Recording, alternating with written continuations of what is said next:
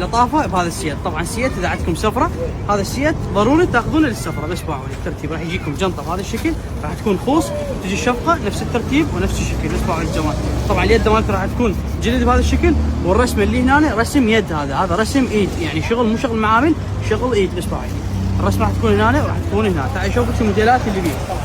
هذا الموديل الثاني بعد فيها رسمات كلش هواي ولطيف. السعر مالته راح يكون فقط ب 20,000 دينار. تعال شوفك الفراشه. بس باعي سيت كلش لطيف. سعره راح يكون فقط 20,000. تعال شوفك هذا. طبعا هذا الموديل الثاني باعي اللطافه مالته. هذا راح يكون كله رسم ايد، شغل يدوي. هذا بس باعي لي ابو الرقي، باعي لي الشغل. طبعا هنا كلها جلد وراح يكون سعره فقط 20,000. الجنطه شنو؟ انه الرسم مالتها. تعال شوفك الرسم. طبعا الرسم راح يكون هنا، هذا رسم حقيقي يعني رسم ايد. بس باعي الترتيب مالته. الرسم راح يكون هنا وراح يكون كذلك على القبعه. بس باعي الترتيب مالته. القبعه راح تكون خوص تفيدكم للسفرات.